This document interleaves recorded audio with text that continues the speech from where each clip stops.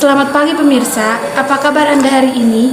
Bersama saya Sophia akan mengabarkan berita-berita teraktual, tajam, dan terpercaya mengenai informasi tentang pendidikan bukan menghasilkan orang yang terdidik, namun hanya orang pintar semata. Di era perkembangan saat ini, semakin hari semakin memalukan saja di Indonesia.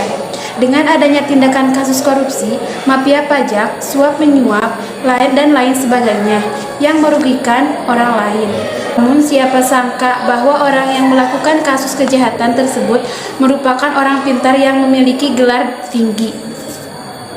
Dan kejadian tersebut, maka bisa dikatakan bahwa pendidikan saat ini tidak menciptakan orang yang terdidik dan berbudi luhur, melainkan hanya orang pintar semata, karena pola pendidikan yang diterapkan di negara ini tidak benar dan hanya menggunakan para ilmu duniawi saja.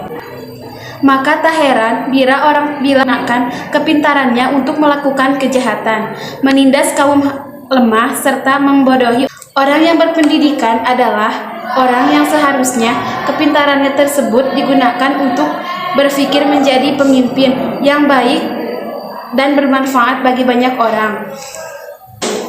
Tak heran bila banyak orang pintar dan terhormat tertangkap basah saat melakukan tindakan kejahatan seperti korupsi dan suap menyuap.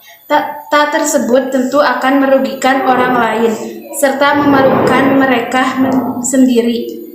Namun yang lebih memalukan lagi bahwa umumnya mereka melakukan kasus kejahatan tidaklah sendirian melainkan bersama teman-temannya.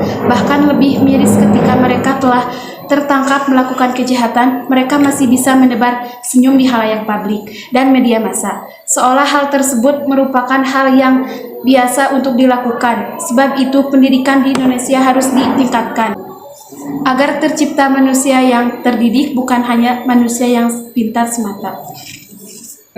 Pentingnya menimba pendidikan yang tinggi merupakan terciptanya generasi yang terdidik dan berbudi luhur, sehingga pendidikan bukan hanya menghasilkan orang pintar semata yang menggunakan kepintarannya untuk melakukan kasus kejahatan yang merugikan orang lain.